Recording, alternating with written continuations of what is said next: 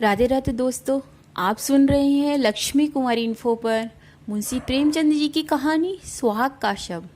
चलो चलते हैं कहानी की ओर।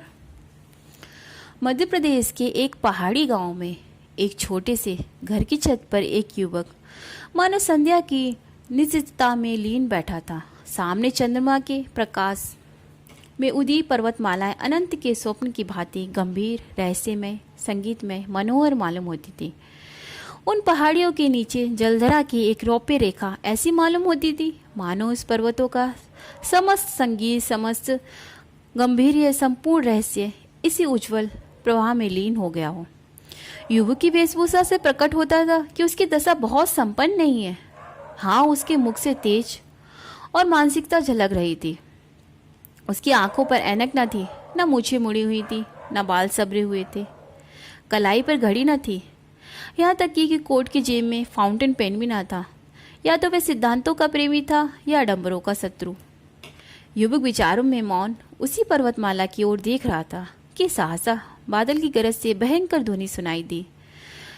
नदी का मधुर गान उस भाषण नाद में डूब गया। ऐसा मालूम हुआ मानो उस भयंकर नाद ने पर्वतों को भी हिला दिया हो, मानो पर्वतों में कोई घोर संग्राम छिड़ गया हो। ये रेलगाड़ी थी जो नदी पर बने हुए पुल से चली आ रही थी। एक युवती कमरे से निकलकर छत पर आई और बोली, आज अभी से गाड़ी आ गई है, इसे भी आज ही बैर निभाना था। युवक ने युवती का हाथ पकड़कर कहा, प्रिय, मेरा जी चाहता है कि कहीं ना जाऊं। मैंने निश्चय कर ही लिया है। मैंने तुम्हारी खातिर से हामी तो भर ली, अब जाने की इच्छा ना होती। 3 साल कैसे कटेंगे? युवती ने कातर स्वर से कहा, 3 साल के वियोग के बाद फिर तो जीवन पर्याप्त कोई बाधा ना खड़ी होगी। एक बार जो निश्चय कर लिया है उसे पूरा ही कर डालो। अनंत सुख की आशा में मैं सारे कष्ट झेल लूंगी। ये कहते हुए युवती जलपान लाने के बहाने से फिर भीतर चली गई। आंसुओं का आवेग उसके काबू से बाहर हो गया। इन दोनों प्राणियों के वैवाहिक जीवन की यह पहली ही वर्षगांठ थी। युवक बम्बई विश्वविद्यालय से एमए की उपाधि लेकर नागपुर के एक कॉलेज में अध्यापक था। नवीन युग की नई नई वैवाहिक और सामाजिक क्रांतियों ने उसे लेशमात्र भी विचलित ना किया था। पुरानी प्रथाओं से ऐसी प्रमाण ममता कदाचित वृद्धजनों को भी कम होगी। प्रोफेसर हो जाने के बाद उसके माता पिता ने इस बालिका से उसका विवाह कर दिया था। प्रथा अनुसार ही उस आँख मिचौनी के खेल में उन्हें प्रेम का रत्न मिल गया। केवल छुट्टियों में यही पहली गाड़ी से आता है और आखिरी गाड़ी से जाता है। ये 2-4 दिन मीठे स्वप्न के समान कट जाते थे। दोनों बालकों की भांति रो रो कर विदा होते। इसी कोठे पर खड़ी होकर वह उसे देखा करती थी जब तक निर्दयी पहाड़ियाँ उसे आड़ में ना कर लेती। पर अभी साल भी ना गुजर पाया था कि वियोग ने अपना षड्यंत्र रचना शुरू कर दिया। केशव को विदेश जाकर शिक्षा पूरा करने के लिए एक वृत्ति मिल गई। मित्रों ने बधाइयाँ दी। किसके ऐसे भाग्य है जिसे बिना मांगे सौभाग्य निर्माण का ऐसा अवसर प्राप्त हो। केशव बहुत प्रसन्न था। वह इसी दुविधा में पड़ा हुआ घर आया। माता पिता और अन्य संबंधियों ने इस यात्रा का घोर विरोध किया। नगर में जितनी बधाइयाँ मिली थी यहाँ उससे कहीं अधिक बाधाएं मिली। किंतु सुभद्रा की उच्च आकांक्षाओं की सीमा न थी। वह कदाचित केशव को इंद्रासन पर बैठा हुआ देखना चाहती थी। उसके सामने तब भी वह पति सेवा का आदर्श होता था। तब भी वह उसके सिर में तेल डालेगी, उसकी धोती छाटेगी, उसके पाँव धोएगी, उसके पंखा जलेगी। उपासक की महत्वाकांक्षाएं उपास्य ही के प्रति होती हैं। वह उसको सोने का मंदिर बनवाएगा, उसके सिंहासन को रत्नों से जड़वाएगा, स्वर्ग से पुष्प लाकर भेंट करेगा। पर वह स्वयं ही उपासक रहेगा। जटा के स्थान पर मुकुट या कौपीन की जगह पीताम्बर की लालसा उसे कभी न सताती। सुभद्रा ने उसे उस वक्त तक दम ना लिया जब तक केशव ने बिलाई जाने का वादा ना कर लिया। माता पिता ने उसे कलंगियों ना जाने क्या क्या कहा। अंत बन सहमत हो गए। सब तैयारियां हो गई। स्टेशन समीप ही था। यहाँ गाड़ी देर तक खड़ी रहती थी। स्टेशनों के समीप गांव के निवासियों के लिए गाड़ी का आना शत्रु का धावा नहीं, मित्र का पदार्पण है।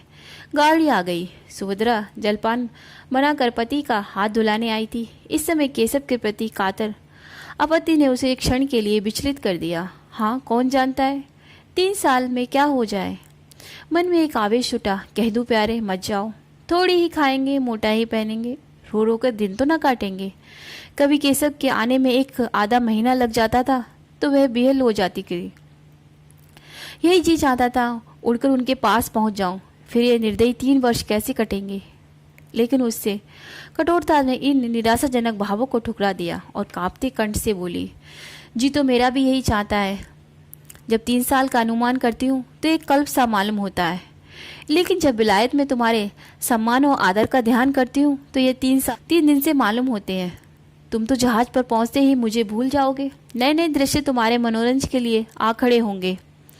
यूरोप पहुंचकर विद्वानों के सत्संग में तुम्हें घर की याद भी ना आएगी। मुझे तो रोने के सिवा कोई धंधा ही नहीं है।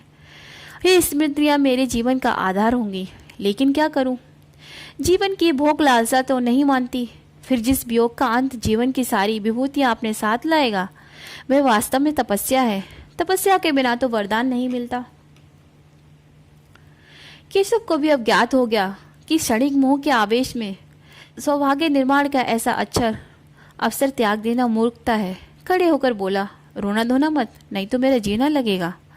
सुभद्रा ने उसका हाथ पकड़कर हृदय से लगाते हुए उसके मुख की ओर सजल नेत्रों से देखा और बोली, पत्र बराबर भेजते रहना। सुभद्रा ने फिर आंखों से आंसू भरे हुए मुस्कुराकर कहा, देखना विलायती मिसों के जाल में न फंस जाना। केशव फिर चारपाई पर बैठ गया और बोला, तुम्हें यह संदेह तो लो, मैं नहीं जाऊंगा। सुभद्रा ने उसके गले में बाहें डालकर विश्वासपूर्ण दृष्टि से देखा और बोली, मैं दिलगी कर रही थी, अगर इंद्रलोक की अप्सराएं भी आ जाएं तो आंख उठाकर न देखो। ब्रह्मा ने ऐसी दूसरी सृष्टि की ही नहीं है। बीच में कोई छुट्टी मिले तो एक बार चले आना। नहीं प्रिय, बीच में कोई छुट्टी ना मिलेगी। मगर मैंने सुना कि तुम रो रो कर भूली जाती हो, दाना पानी छोड़ दिया है, तो मैं अवश्य ही चला आऊँगा। ये फूल जरा भी कुम्हला न पाए। दोनों गले मिलकर विदा हो गए। बाहर संबंधियों और मित्रों का एक समूह खड़ा था। केशव ने बड़ों के चरण छुए, छोटे को गले लगाया और स्टेशन की ओर चले। मित्रगण स्टेशन तक पहुंचाने गए। एक क्षण में गाड़ी यात्री को लेकर चल दी। गाड़ी में बैठा हुआ पहाड़ियों की ओर देख रहा था। इधर सुभद्रा भूमि पर पड़ी हुई सिसकियां भर रही थी। दिन गुजरने लगे उसी तरह जैसे बीमारी के दिन कटते हैं। दिन पहाड़, रात काली। रात भर मनाते गुजरती थी। कहीं किसी तरह भोर होता तो मनाने लगती कि जल्दी शाम हो। मैके गई, वहाँ भी जीना लगा। 10-5 दिन परिवर्तन का कुछ असर तो हुआ, फिर उससे भी बुरी दशा होने लगी। भागकर ससुराल चली आई। रोगी करवट बदलकर आराम का अनुभव करता है। पहले 5-6 महीने तो केशव के पत्र 15 दिन बराबर मिलते रहे। उसमें वियोग के दुख कम, नए नए दृश्यों का वर्ण अधिक होता था। पर सुभद्रा संतुष्ट थी। पत्र लिखती तो विरह व्यथा के सिवा उसे कुछ न सूझता। कभी कभी जब जी बेचैन हो जाता था तो पछताती थी, व्यर्थ ही जाने दिया। कहीं एक दिन मर न जाऊं तो उनके दर्शन भी ना हों।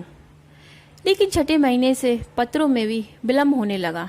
कई महीनों तक तो महीने में एक पत्र आता, फिर वह भी बंद हो गया। सुभद्रा के 4-6 पत्र पहुंच जाते तो एक पत्र आ जाता, वह भी वेदली से लिखा हुआ, काम की अधिकता और समय के अभाव के रोने से भरा हुआ। एक वाक्य भी ऐसा ना जिससे हृदय को शांति मिले, जो टपकते हुए दिल पर मरहम रखे। हाँ, आदि से अंत तक प्रिय शब्द का नाम नहीं। सुभद्रा अधीर हो उठी। उसने यूरोप यात्रा का निश्चय कर लिया। वह सारे कष्ट सह लेगी, सिर पर जो कुछ पड़ेगी सह लेगी। केशव को आंखों से देखती रहेगी। वह इस बात का उनसे गुप्त रखेगी, उनकी कठिनाइयों को और ना बढ़ाएगी। उनसे बोलेगी भी नहीं, केवल उन्हें कभी कभी आंख भर देख लेगी। यही उसकी शांति के लिए काफ़ी होगा। उसे क्या मालूम था उसका केशव और उसका नहीं, अब एक दूसरी ही कामनी के प्रेम का भिखारी है। सुभद्रा कई दिनों तक इस प्रस्ताव को मन में रखे हुए सेती रही। उसे किसी प्रकार की शंका न होती थी। समाचार पत्रों के पढ़ते रहने से उसे समुद्री यात्रा का हाल मालूम होता रहता था। एक दिन उसने अपने सास ससुर के सामने अपना निश्चय प्रकट किया। उन लोगों ने बहुत समझाया, रोकने की बहुत चेष्टा की, लेकिन सुभद्रा ने अपना हाथ न छोड़ा। आखिर जब लोगों ने देखा कि ये किसी तरह नहीं मानती तो राजी हो गए। मैके वाले समझाकर हार गए। कुछ रुपए उसने स्वयं जमा कर रखे थे, कुछ ससुराल में मिले। माँ बाप ने भी मदद की। रास्ते के खर्च की चिंता न रही। इंग्लैंड पहुंचकर वह क्या करेगी इसका अभी उसने कुछ निश्चय न किया। इतना जानती थी कि परिश्रम करने वालों को रोटियों की कमी न होती। विदा होते समय सास ससुर दोनों स्टेशन तक आए। जब गाड़ी ने सीटी दी तो सुभद्रा ने हाथ जोड़कर कहा, मेरे जाने का समाचार वहां ना लिखिएगा, नहीं तो उन्हें चिंता होगी और पढ़ने में उनका जीना लगेगा। ससुर ने आश्वासन दिया। गाड़ी चल दी। लंदन के उस हिस्से में जहां इस समृद्धि के समय में भी दरिद्रता का राज्य है, ऊपर के एक छोटे से कमरे में सुभद्रा एक कुर्सी पर बैठी है। उसे यहाँ आए आज 1 महीना हो गया है। यात्रा के पहले उसके मन में जितनी शंकाएं थी सभी शांत होती जा रही हैं। जहाँ पर जगह पाने का प्रश्न बड़ी आसानी से हल हो गया। वह अकेली औरत ना थी जो यूरोप जा रही थी। 5-6 स्त्रियां और भी उसी जहाज से जा रही थी। सुभद्रा को न जगह मिलने में कोई कठिनाई ना हुई, न मार्ग में। यहाँ पहुंचकर और स्त्रियों से संग छूट गया। कोई किसी विद्यालय में चली गई, 2-3 अपने पतियों के साथ चली गई जो यहाँ पहले आ गए थे। सुभद्रा ने इस मोहल्ले में कमरा ले लिया। जीविका का प्रश्न भी उसके लिए बहुत कठिन न रहा। जिन महिलाओं के साथ वह आई थी उनमें से कई उच्च अधिकारियों की पत्नियां थीं। कई अच्छे अच्छे अंग्रेज घरानों से उनका परिचय था। सुभद्रा को 2 महिलाओं को भारतीय संगीत और हिंदी भाषा सिखाने का काम मिल गया। शेष समय में वह कई भारतीय महिलाओं के कपड़े सीने का काम कर लेती। केशव का निवास स्थान यहीं से निकट है, इसलिए सुभद्रा ने इस मोहल्ले को पसंद किया है। कल केशव से उसे दिखलाई दिया था। बस से उतरते देखकर उसका चित्त कितना आतुर हो उठा था। बस यही मन में आता था कि दौड़कर उनके गले से लिपट जाऊं और पूछूं, क्यों जी, तुम यहाँ आते ही बदल गए? याद है तुमने चलते समय क्या क्या वादे किए थे? उससे बड़ी मुश्किल से अपने को रोका था। तब से अब तक उसे मानो नशा सा छाया हुआ है। वह उनके इतने समीप है, चाहे रोज उन्हें देख सकती है, उनकी बातें सुन सकती है, हाँ स्पर्श तक कर सकती है। अब यह उससे भागकर कहाँ जाएंगे? उनके पत्रों की अब उसे क्या चिंता है? कुछ दिनों के बाद संभव ही वह उनसे होटल के नौकरों से जो चाहे पूछ सकती है। संध्या हो गई थी। धुएं में बिजली की लालटेन रोती हुई आंखों की भांति ज्योतिहीन सी हो रही थी। गली में स्त्री पुरुष सैर करने जा रहे थे। सुभद्रा सोचने लगी, इन लोगों को आमों से कितना प्रेम है, मानो किसी को कुछ चिंता ही ना हो, मानो सभी संपन्न है। जब भी ये लोग इतने एकाग्रक होकर सब काम कर सकते हैं। जिस समय जो काम करते हैं जी जान से करते हैं। खेलने की उमंग है तो काम करने की भी उमंग है। पर एक हम है कि हंसते ना है, न रोते हैं और मौन बैठे रहते हैं। स्फूर्ति का कहीं नाम नहीं। काम तो सारे दिन करते हैं, भोजन करने की फुर्सत भी नहीं मिलती। पर वास्तव में चौथाई समय भी काम में नहीं लगते, केवल काम करने का बहाना ही करते हैं। मालूम होता है जाति प्राण शून्य हो गई हो। सहसा उसने केशव को जाते देखा। हाँ, केशव ही था। कुर्सी से उठकर बरामदे में चली आई। प्रबल इच्छा हुई कि जाकर उसके गले से लिपट जाऊं। उसने अगर अपराध किया है तो उन्हीं के कारण तो। यदि वे बराबर पत्र लिखते तो क्या वह आती? लेकिन केशव के साथ ये युवती कौन है? अरे, केशव उसका हाथ पकड़े हुए है। दोनों मुस्कुरा कर बातें कर रहे हैं। ये युवती कौन है? सुभद्रा ने ध्यान से देखा। युवती का रंग सांवला था। वह भारतीय बालिका थी। उसका पहनावा भारतीय था। इससे ज्यादा सुभद्रा को कुछ और न दिखाई दिया। उसने तुरंत जूते पहने, द्वार बंद किया और एक क्षण में गली में आ पहुंची। केशव अब दिखाई न देता था। वह जिधर गया उधर ही वह बड़ी तेजी से लपकी चली जाती थी। ये युवती कौन है? वह इन दोनों की बातें सुनना चाहती थी। उस युवती को देखना चाहती थी। उसके पांव इतनी तेज से उठ रहे थे मानो दौड़ रहे हों। पर इतनी जल्दी कहाँ दोनों अदृश्य हो गए? अब तक उसे उन लोगों के समीप पहुंच जाना चाहिए था। शायद दोनों किसी बस में जा बैठे। अब वह गली समाप्त करके एक चौड़ी सड़क पर आ पहुंची थी। दोनों तरफ बड़ी बड़ी जगमगाती हुई दुकानें थी जिनमें संसार की विभूतियां गर्व से फूली उठी थी। कदम कदम पर होटल और रेस्टोरेंट थे। सुभद्रा दोनों और नेत्रों से ताकती, पक पक भ्रांति के कारण मचलती कितनी दूर निकल गई, कुछ खबर ही नहीं। फिर उसने सोचा, यूं कहाँ तक चली जाऊंगी? कौन जाने किधर गए? चलकर फिर अपने बरामदे से देखूं। आखिर इधर से गए हैं तो उधर से ही लौटेंगे। यह ख्याल आते ही वह घूम पड़ी और उसी तरह दौड़ती हुई अपने स्थान की ओर चली। जब वे वहां पहुंची तो 12 बज गए थे और इतनी देर उसे चलते ही गुजरा। एक क्षण भी उसने कहीं विश्राम ना किया। वह ऊपर पहुंची तो गृह स्वामी ने कहा, तुम्हारे लिए बड़ी देर से भोजन रखा हुआ है। सुभद्रा ने भोजन अपने कमरे में ही मंगा लिया, पर खाने की सुध किसे थी? मैं उसी बरामदे में किसी तरह टपटकी लगाए हुए खड़ी रही जिधर से केशव गया।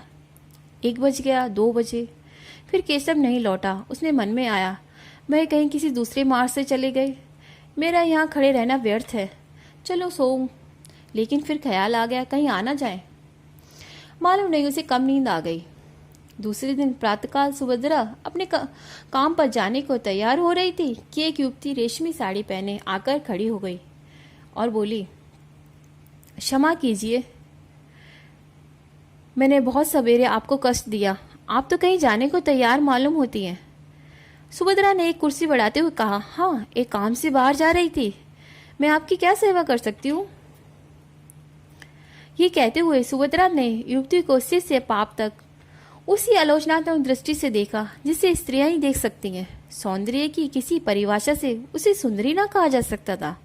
उसका रंग सांवला, मुंह कुछ चौड़ा, नाक कुछ चपटी, कद भी छोटा और शरीर भी कुछ स्थूल था। आंखों पर ऐनक लगी हुई थी, लेकिन इन सब कारणों के होते हुए भी उसमें कुछ ऐसी बात थी जो आंखों को अपनी ओर खींच लेती थी। उसकी वाणी इतनी मधुर, इतनी संयमित, इतनी विनम्र थी कि जान पड़ता था किसी देवी के वरदान हो। एक एक अंग से प्रतिमा विकीर्ण हो रही थी। सुभद्रा उसके सामने हल्की एक तुच्छ मालूम होती थी। युवती ने कुर्सी पर बैठते हुए कहा, अगर मैं मूलती हूँ तो मुझे क्षमा कीजिए। मैंने सुना है कि आप कपड़े भी सीती हैं, जिसका प्रमाण ये सिलाई मशीन है। सुभद्रा, मैं 2 लड़कियों को भाषा पढ़ाया करती हूँ और शेष समय में कुछ सिलाई भी कर लेती हूँ। आप कपड़े लाएंगे? युवती, नहीं, अभी कपड़े नहीं लाई। ये कहते हुए उसने लज्जा से सिर झुकाकर मुस्कुराकर हुए कहा, बात यह है कि मेरी शादी होने जा रही है। मैं वस्त्रभूषण सब हिंदुस्तानी रखना चाहती हूँ। विवाह भी वैदिक रीति से होगा। ऐसे कपड़े आप ही तैयार कर सकती हैं। सुभद्रा ने हंसकर कहा, मैं ऐसे अवसर पर आपके जोड़े तैयार करके अपने को धन समझूंगी। वह शुभ तिथि कब है?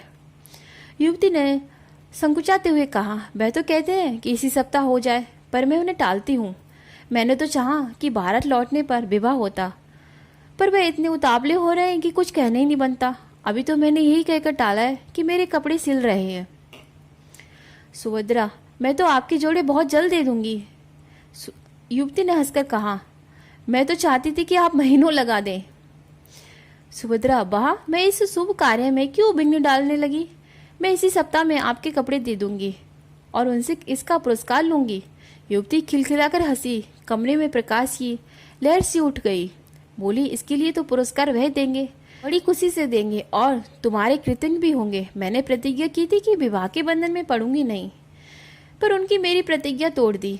अब मुझे मालूम हो रहा है कि प्रेम की बेड़ियां कितनी आनंद में होती हैं। तुम तो अभी हाल में ही यहाँ आई हो, तुम्हारे पति भी साथ होंगे। सुभद्रा ने बहाना किया, बोली, वह इस समय जर्मनी में हैं। संगीत से उन्हें बहुत प्रेम है।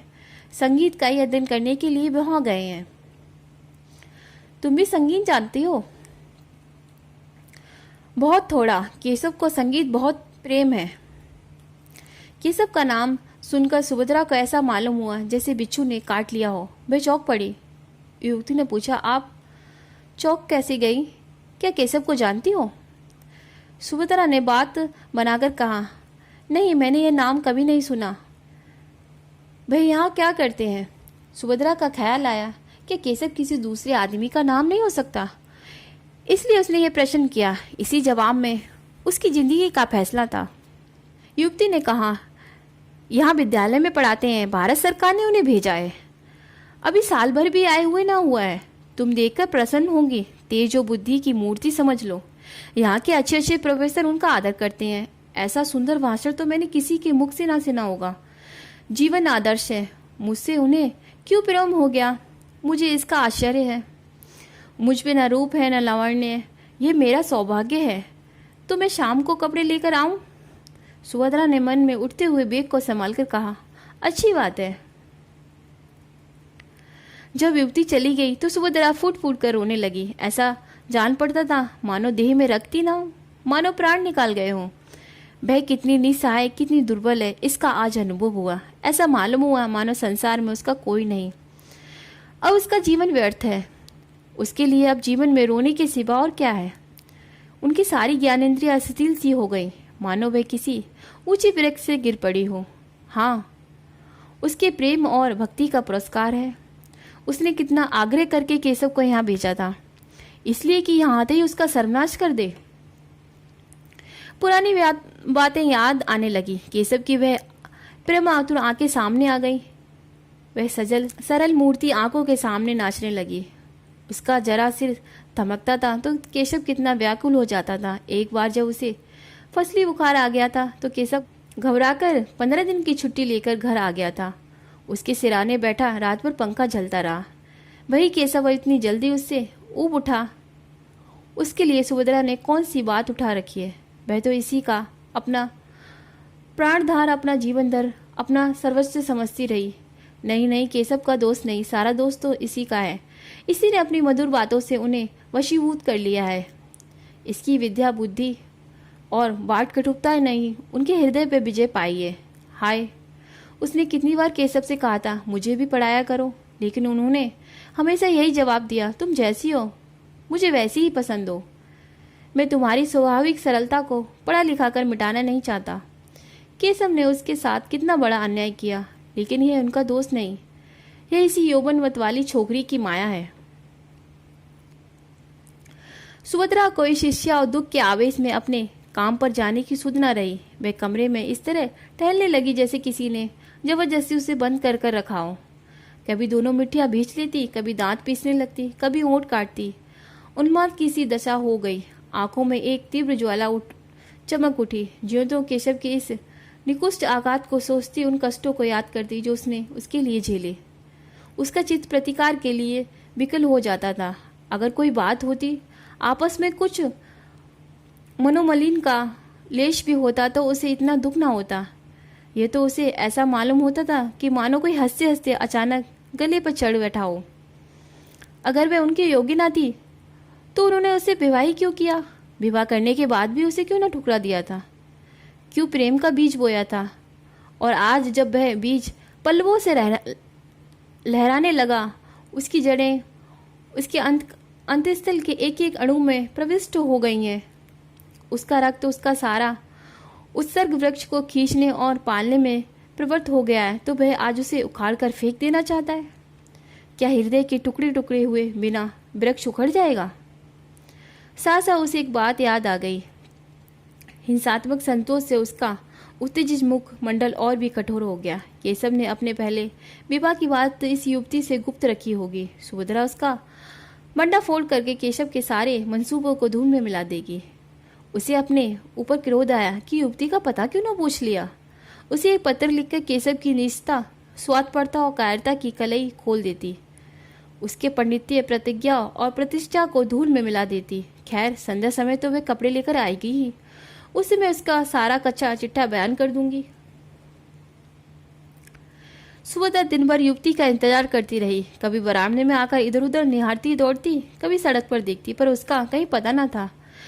मन में झुलझाती कि उसने क्यों उसी वक्त उसका सारा वृतांत न सुना दिया होता। केशव का पता उसे मालूम था। उस मकान और गली का नंबर तक याद था जहाँ से वह उसे पत्र लिखता था।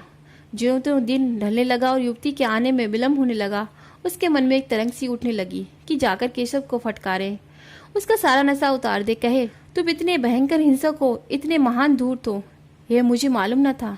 तुम यही विद्या सीखने आए थे? तुम्हारे पंडिती की यही फल है? तुम एक कमला को जितने तुम्हारे ऊपर अपना सर्वस्व अर्पण कर दिया, यूं छल सकते हो? तुम में क्या मनुष्यता का नाम भी नहीं रहा? आखिर तुमने मेरे लिए क्या सोचा है? मैं सारी जिंदगी तुम्हारे नाम को रोती रहूं? लेकिन अभिमान हर बार उसके पैरों को रोक देता है। नहीं, जिसने उसके साथ ऐसा कपट किया है, उसका इतना अपमान किया है, उसके पास वह ना जाएगी। वह उसे देखकर अपने आंसू को रोक सकेगी या नहीं, इससे उसे संदेह था। और केशव के सामने वह रोना नहीं चाहती थी। अगर केशव उससे घृणा करता है तो वह भी केशव से घृणा करेगी। संध्या भी हो गई, वह युवती ना आई, बत्तियां भी जली, पर उसका पता नहीं। के द्वार पर किसी के आने की आहट मालूम हुई। वह कूदकर बाहर निकल आई। युवती कपड़ों का एक पुलंदा लिए सामने खड़ी थी। सुभद्रा को देखते ही बोली, क्षमा करना, मुझे आने में थोड़ी देर हो गई। बात यह है कि केशव को किसी बड़े जरूरी काम से जर्मनी जाना है। वहाँ उन्हें 1 महीने से ज़्यादा लग जाएगा। वह चाहते हैं कि मैं भी उनके साथ चलूं। मुझसे उन्हें अपनी थीसिस लिखने में बड़ी सहायता मिलेगी। वर्लिन के पुस्तकालयों को छानना पड़ेगा। मैंने भी स्वीकार कर लिया कि केशव की इच्छा है कि जर्मनी जाने से पहले हमारा विवाह हो जाए। कल संध्या समय संस्कार हो जाएगा। अब ये कपड़े मुझे आप जर्मनी से लौटने पर ही दीजिएगा। विवाह के अवसर पर हम मामूली कपड़े पहन लेंगे। और क्या करती, इसके सिवा कोई उपाय ना था। केशव का जर्मनी जाना अनिवार्य है। सुभद्रा ने कपड़ों को मेज पर रख कर कहा, आपको धोखा दिया गया है। युवती ने घबराकर पूछा, धोखा? कैसा धोखा? मैं बिल्कुल नहीं समझती, तुम्हारा मतलब क्या है? सुभद्रा ने संकोच के आवरण को हटाने की चेष्टा करते हुए कहा, केशव तुम्हें धोखा देकर तुमसे विवाह करना चाहता है। केशव ऐसा आदमी नहीं है जो किसी को धोखा दे। क्या तुम केशव को जानती हो? केशव ने तुमसे अपने विषय में सब कुछ कह दिया है, सब कुछ। मेरा तो ये विचार है कि उन्होंने एक बात भी नहीं छिपाई। तुम्हें मालूम है कि उसका विवाह हो चुका है। युवती की मुख ज्योति कुछ मलिन पड़ गई। उसकी गर्दन लज्जा से झुक गई। अटक अटक कर बोली, हाँ, उन्होंने मुझसे ये बात कही थी। सुभद्रा परास्त हो गई। घृणा सूचक नेत्रों से देखती हुई बोली, ये जानते हुए भी तुम केशव से विवाह करने को तैयार हो? युवती ने अभिमान से देखा और कहा, तुमने केशव को देखा है? नहीं, मैंने उन्हें कभी नहीं देखा। फिर तुम उनसे कैसे जानती हो? मेरे एक मित्र ने मुझसे यह बात कही। वह केशव को जानता है। अगर तुम एक बार केशव को देख लेती, एक बार उससे बात कर लेती, तो मुझसे प्रश्न न करती। एक नहीं, अगर उन्होंने 100 विवाह किए होंगे तो मैं इनकार नहीं करती। उन्हें देखकर मैं अपने को बिल्कुल भूल जाती हूँ। अगर उनसे विवाह ना करूँ तो फिर मैं जीवन भर अविवाहित ही रहना पड़ेगा। जिस समय वे मुझसे बातें करने लगते हैं, मुझे ऐसा अनुभव होता है कि मेरी आत्मा पुष्प की तरह भांति खिल उठी है और मैं उनके प्रकाश और विकास का प्रत्यक्ष अनुभव करती हूँ। दुनिया चाहे जितना हंसे, चाहे जितनी निंदा करे, मैं केशव को अब नहीं छोड़ सकती। उनका विवाह हो चुका है, वह सत्य है, पर उस स्त्री से उनका मन कभी ना मिला। यथार्थ में उनका विवाह अभी हुआ ही नहीं। वह केवल साधारण अर्धशिक्षित बालिका है। तुम भी सोचो, केशव जैसा विद्वान, उदारचेता, मनस्वी पुरुष ऐसी ही बालिका के साथ कैसे प्रसन्न रह सकता है? तुम्हें कल मेरे विवाह में चलना पड़ेगा। सुभद्रा का चेहरा तमतमाया सा जा रहा था। केशव ने उसे कितने काले रंगों में रंगा है, यह सोचकर उसे उसका रक्त खौल रहा था। जी में आता था इसी क्षण उसको धुतकार दूं, लेकिन उसके मन में कुछ और ही मंसूबे पैदा होने लगे। उसने गंभीर पर उदासीनता के भाव से पूछा, केशव ने कुछ उस स्त्री के विषय में नहीं कहा? युवती ने तत्परता से कहा, घर पहुंचने पर वह उसे केवल यही कह देंगे कि हम और तुम अब स्त्री पुरुष नहीं रह सकते। उसके भरण पोषण का वह उसकी इच्छानुसार प्रबंध कर देंगे। इसके सिवा और वह क्या कर सकते हैं? हिंदू नीति में पति पत्नी में विच्छेद नहीं हो सकता, पर केवल स्त्री को पूर्ण रीति से स्वाधीन कर देने के विचार से वह ईसाई या मुसलमान होने पर भी तैयार है।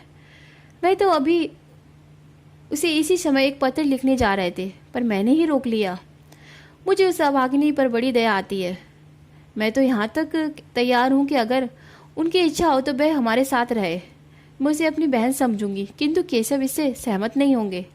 सुभद्रा ने व्यंग से कहा, रोटी कपड़ा देने को तैयार ही हैं, तो स्त्री को इसके सिवा और क्या चाहिए? युवती ने व्यंग की कुछ परवाह न करके कहा, तो मुझे लौटने पर कपड़े तैयार मिलेंगे ना? सुभद्रा, हाँ, मिल जाएंगे। युवती, कल तुम संध्या समय आओगी? सुभद्रा, नहीं, खेद है, अवकाश नहीं है। युवती ने कुछ ना कहा, चली गई। सुभद्रा कितनी ही चाहती थी कि समस्या पर सांचित होकर विचार करे, पर हृदय में मानो ज्वाला सी दहक उठी थी। केशव के लिए वह अपने प्राणों को कोई मूल्य नहीं समझती थी। वह केशव उसी पैरों से ठुकरा रहा है। यह आघात इतना आकस्मिक, इतना कठोर था कि उसकी चेतना की सारी कोमलता मूर्छित हो गई। उसके एक एक अणु प्रतिकार के लिए तड़पने लगा। अगर यही समस्या उसके विपरीत होती तो क्या सुभद्रा की गर्दन पर छुरी न फिर गई होती? केशव उसके खून का प्यासा न हो जाता? क्या पुरुष हो जाने से सारी बातें सक्ष्य और स्त्री हो जाने से सारी बातें असक्ष्य हो जाती हैं? नहीं, इन निर्णय को सुभद्रा की विद्रोही आत्मा इस समय स्वीकार कर सकती थी। उसे नारियों के ऊंचे आदर्शों की परवाह न थी। उन स्त्रियों में आत्माभिमान न होगा। वे पुरुषों के पैरों की जूतियां बनकर रहने को ही अपना सौभाग्य समझती होंगी। सुभद्रा इतनी अभिमानी शून्य नहीं है। वह अपने जीते जी नहीं देख सकती कि उसका पति उसके जीवन की सर्वनाश करके चैन की बंसी बजाए। दुनिया उसे हत्यारिन विशाचनी कहेगी, कहे, उसकी परवाह नहीं।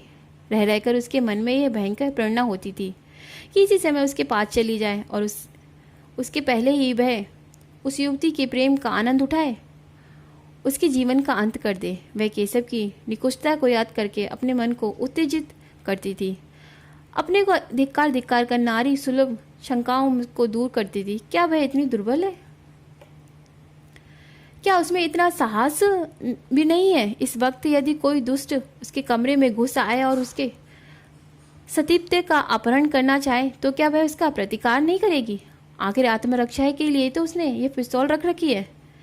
किसी ने उसके सत्य का अपहरण ही तो किया है। उसका अर्चन केवल प्रवासना थी। वह केवल अपनी वासनाओं की तृप्ति के लिए सुभद्रा के साथ प्रेम स्वांग भरता था। फिर उसके बद करना क्या सुभद्रा का कर्तव्य नहीं? इसी अंतिम कल्पना से सुभद्रा को वह उत्तेजना मिल गई जो उसके भयंकर संकल्प को पूरा करने के लिए आवश्यक थी। यही वह अवस्था है जब स्त्री पुरुष के खून की प्यासी हो जाती है। खुट्टी पर लटकती हुई पिस्तौल उतार ली और ध्यान से देखने लगी, मानो उसे कभी देखा ना हो। कल संध्या समय जब कार्य मंदिर के केशव और उसकी प्रेमिका एक दूसरे के सम्मुख बैठे होंगे, उसी समय वह इसी गोली से केशव की प्रेम लीलाओं का अंत कर देगी। दूसरी गोली अपनी छाती में मार लेगी। क्या वह रो रो कर अपना अदम जीवन काटेगी? संध्या का समय था। आर्य मंदिर के आंगन में वर और वधू इष्ट मित्रों के साथ बैठे हुए थे। विवाह का संस्कार हो रहा था। उसी समय सुभद्रा पहुंची और बरामदे में आकर एक खंबे की आड़ में इस भांति से खड़ी हो गई कि केशव का मुंह उसके सामने था। उसकी आंखों में वह दृश्य खिंच गया जब आज से 3 साल पहले उसने इसी भांति केशव को मंडप में बैठे हुए आड़ से देखा था। तो उसका हृदय कितना उच्छ्वासित हो रहा था, अंतस्थल में गुदगुदी सी हो रही थी। कितना अपार अनुराग था, कितनी असीम अभिलाषाएं थी, मानो जीवन प्रभात का उदय हो रहा हो। जीवन मधुर संगीत की भांति सुखद था, भविष्य उसमें स्वप्न की भांति सुंदर। क्या यह वही केशव है? सुभद्रा को ऐसा भ्रम हुआ मानो यह केशव नहीं। हाँ, यह वह केशव नहीं था। यह उसी रूप और उसी नाम का कोई दूसरा मनुष्य था। अब उसकी मुस्कुराहट में, उसके नेत्रों में, उसके शब्दों में उसके हृदय को आकर्षण करने वाली कोई वस्तु न थी। उसे देखकर वह उसी भांति निष्पन्न निश्चल खड़ी है, मानो कोई अपरिचित व्यक्ति हो। अब तक केशव का सा रूपवान, तेजस्वी, सौम्य, शीलवान पुरुष संसार में ना था, पर अब सुभद्रा को ऐसा जान पड़ता है कि वहां बैठे हुए युवकों में और उसमें कोई अंतर नहीं है। वह ईर्ष्याई जिसमें वह जली जा रही थी, वह हिंसा कल्पना जो उसे वहां तक लाई थी, मानो एक अगर शांत हो गई थी। वृत्त हिंसा भी अधिक हिंसात्मक होती है। सुभद्रा की हिंसा कल्पना में एक प्रकार का मातृ था, ममत्व था। उसका केशव, उसका प्राण वल्लभ, उसका जीवन सर्वोच्च और किसी का नहीं हो सकता। पर अब वह ममत्व नहीं है, वह उसका नहीं है। उसे अब परवाह नहीं, उस पर किसका अधिकार होता है। विवाह संस्कार समाप्त हो गया। मित्रों ने बधाई दी, सहेलियों ने मंगलगान किया। फिर लोग मेज पर बैठे गए। रात के 12 बज गए थे, पर सुभद्रा वहीं पाषाण मूर्ति की भांति खड़ी रही, मानो कोई विचित्र स्वप्न देख रही हो। हाँ, जैसे कोई वस्ती उजड़ गई हो, जैसे कोई संगीत बंद हो गया हो, जैसे कोई दीपक बुझ गया हो। जब लोग मंदिर से निकले तो वह भी निकली, तो वह भी निकल आई, पर उसने कोई मार्ग न सूझता था। परिचित सड़कें उसे भूली हुई सी जान पड़ती थी। सारा संसार ही बदल गया था। वह सारी रात सड़क पर भटकती रही।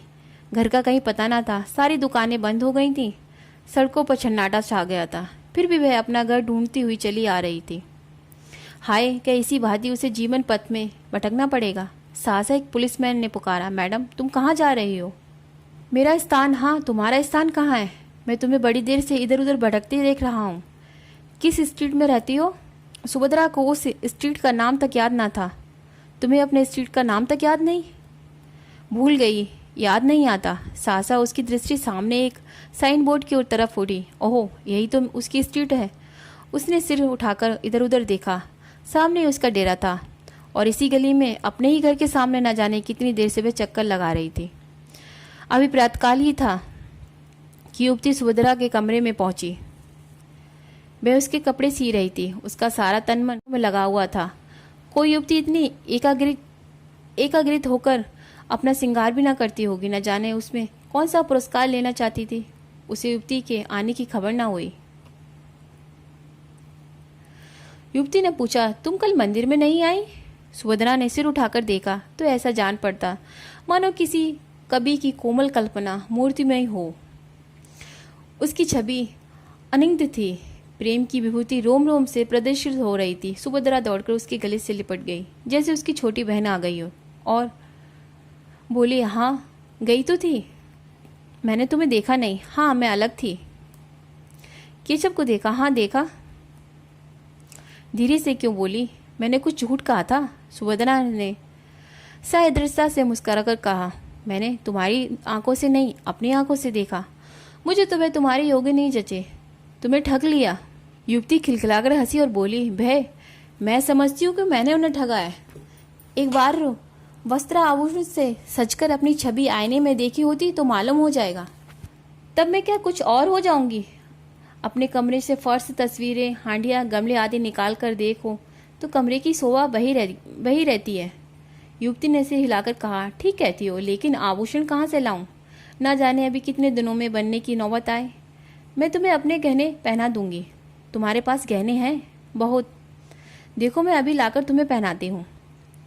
युवती ने मुख से तो बहुत नहीं किया पर मन में प्रसन्न हो रही थी। सुभद्रा ने अपने सारे गहने पहना दिए।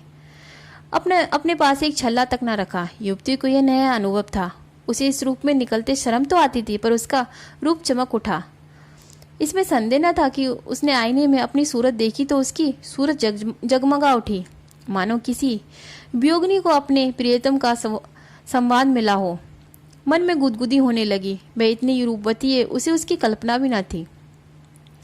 कहीं केशव इस रूप में उसे देख लेते, वह आशंका उसके हृदय में हुई।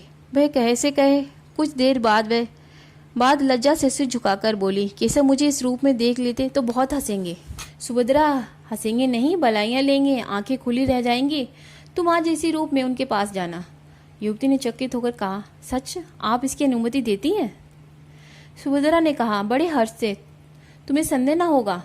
बिल्कुल नहीं। और जो मैं 4-5 दिन पहने रहूं?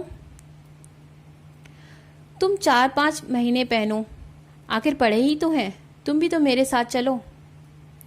नहीं, मुझे अवकाश नहीं है। अच्छा लो, मेरे घर का पता नोट कर लो। एक क्षण में युवती वहां से चली गई। सुभद्रा अपनी खिड़की पर उसे इस भांति प्रसन्न मुख खड़ी देख रही थी मानो उसकी छोटी बहन हो। ईर्ष्या द्वेष का लेश भी उसके मन में न था। मुश्किल से 1 घंटा गुजरा होगा कि युवती लौटकर बोली, सुभद्रा क्षमा करना, मैं तुम्हारा बहुत समय खराब कर रही हूँ। केशव बाहर खड़े हैं, बुला लूं?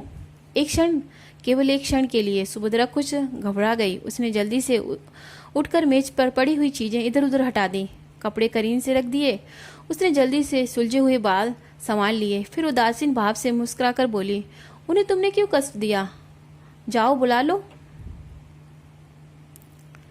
1 मिनट में केशव ने कमरे में कदम रखा और चौंक कर पीछे हट गए, मानो पांव जल गया हो।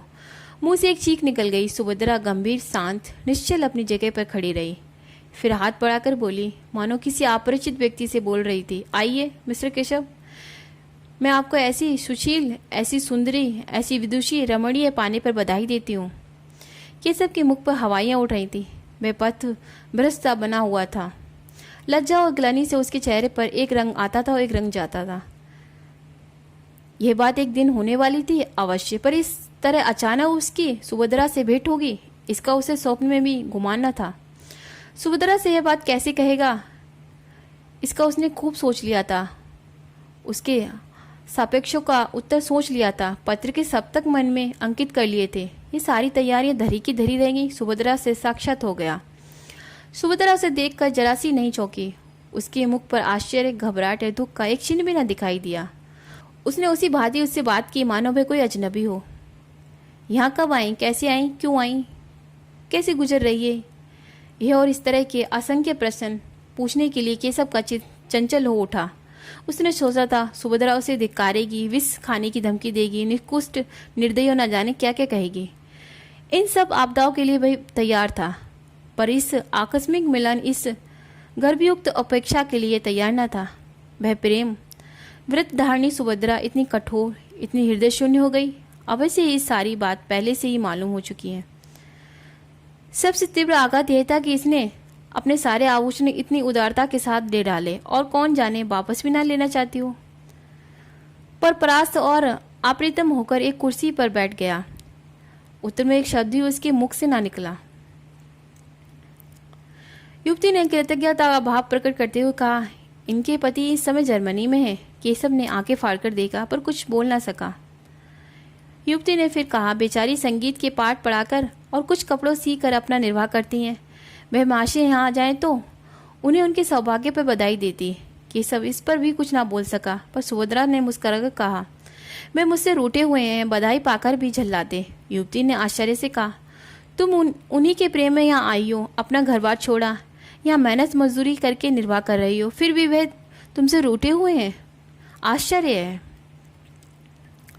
सुभद्रा ने उसी भांति प्रसन्न मुख से कहा, पुरुष प्रकृति ही आश्चर्य का विषय है, चाहे मिस्टर केशव इसे स्वीकार ना करें। युवती ने फिर केशव की ओर प्रेरणा पूर्ण दृष्टि से देखा, लेकिन केशव उसे भांति अप्रतिम बैठा रहा। उसके हृदय पर यह नया आघात था। युवती ने उसे चुप कर उसकी तरफ से सफाई दी। केशव स्त्री और पुरुष दोनों को ही समान अधिकार चाहते हैं। केशव डूब रहा था। तिनकी का सहारा पाकर उसकी हिम्मत बन गई। बोला, विवाह एक प्रकार का समझौता है, दोनों पक्षों को अधिकार है, जब चाहे उसे तोड़ दे। युवती ने हामी भरी।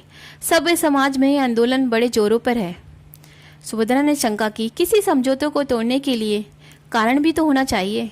केशव ने भावों को लाठी का सहारा लेकर कहा, जब इसका अनुभव हो जाए कि हम इस बंधन से मुक्त होकर अधिक सुखी हैं, तो यही कारण काफी है। स्त्री की यदि मालूम हो जाए कि वह दूसरे पुरुष के साथ। सुभद्रा ने बात काटकर कहा, क्षमा कीजिए मिस्टर केशव, इतनी बुद्धि नहीं कि इस विषय पर आपसे बहस कर सकूं। आदर्श समझौता वही है जो जीवन पर्याप्त रहे। मैं भारत की नहीं, वहाँ तो स्त्री पुरुष की लॉन्ड्री है। मैं इंग्लैंड की कहती हूँ। यहाँ भी कितनी औरतों से मेरी बातचीत हुई है, वे तलाकों की बढ़ती हुई संख्या को देखकर खुश नहीं होती। विवाह सबसे ऊंचा आदर्श है, उसकी पवित्रता और स्थिरता। पुरुषों ने सदैव इस आदर्श को तोड़ा है, स्त्रियों ने निभाया है। अब पुरुषों का अन्याय स्त्रियों को किस ओर ले जाएगा नहीं कह सकते। इस गंभीर और संयंत्र कथन के बाद का अंत कर दिया। सुभद्रा ने चाय मंगवाई। तीनों आदमियों ने पी। केशव पूछना चाहता था, अभी आप यहाँ कितने दिन रहेंगी, लेकिन ना पूछ सका। मैं यहाँ 15 मिनट और रहा, लेकिन विचारों में डूबा हुआ। चलते समय उससे नहर आ गया। पूछी, बेटा अभी आप यहाँ कितने दिन और रहेंगी? जमीन की ओर ताकते हुए कहा, कह ही नहीं सकती, कोई ज़रूरत हो तो मुझे याद कीजिए। इस आश्वासन के लिए आपको धन्यवाद। केशव सारे दिन बेचैन रहा। सुभद्रा उसकी आंखों में फिरती रही। सुभद्रा की बातें उसके कानों में गूंजती रहीं। अब उसे इसमें कोई संदेह न था कि उसी के प्रेम में सुभद्रा यहाँ आई थी। सारी परिस्थितियां उसकी समझ में आ गई थी। उस भीषण त्याग का अनुमान करके उसके रोंगटे खड़े हो गए। यहाँ सुभद्रा ने क्या क्या कष्ट झेले होंगे, कैसी कैसी यातनाएं सही होंगी, सब उसी के कारण। वह उस पर बाहर ना बनना चाहती थी, इसलिए तो उसने अपने आने की सूचना तक उसे ना दी। अगर उसे पहले मालूम होता कि सुभद्रा यहाँ आ गई है तो कदाचित उस युवती की ओर इतना आकर्षण ही नहीं होता। चौकीदार के सामने चोर को घर में घुसने का साहस ही नहीं होता। सुभद्रा को देखकर उसकी कर्तव्य चेतना जागृत हो गई। उसके पैरों पर गिरकर उससे क्षमा मांगने के लिए उसका मन अधीर हो उठा। वह उसके मुख से सारा वृतांत सुनेगा, ये मौन अपेक्षा उसके लिए आशाएं थी। दिन तो केशव ने किसी तरह काटा, लेकिन जो ही रात के 10 बजे वह सुभद्रा से मिलने चला। युवती ने पूछा, कहाँ जाते हो? केशव ने बूट का लेस बांधते हुए कहा, जरा एक प्रोफेसर से मिलना है, इस वक्त आने का वादा कर चुका हूँ, जल्द आना। बहुत जल्द आऊँगा। केशव घर से निकला तो उसके मन में कितनी ही विचार तरंगे उठने लगी। कहीं सुभद्रा मिलने से इनकार ना कर दे।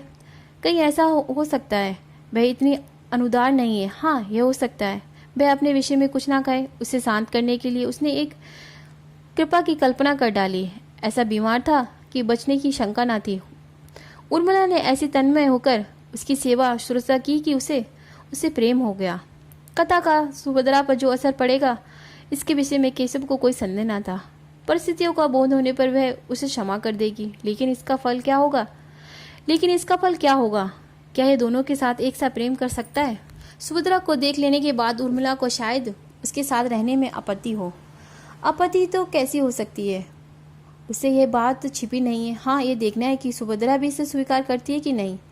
उसने जिस उपेक्षा का परिचय दिया है उसे देखते हुए तो उसके मन में संदेह ही जान पड़ता है, मगर वह उसे मनाएगा, उसकी विनती करेगा, उसके पैर पड़ेगा और अंत में उसे मनाकर ही छोड़ेगा। सुभद्रा से प्रेम अनुराग का नया प्रमाण पाकर मेहमानों के कठोर निंद्रा से जाग उठा था।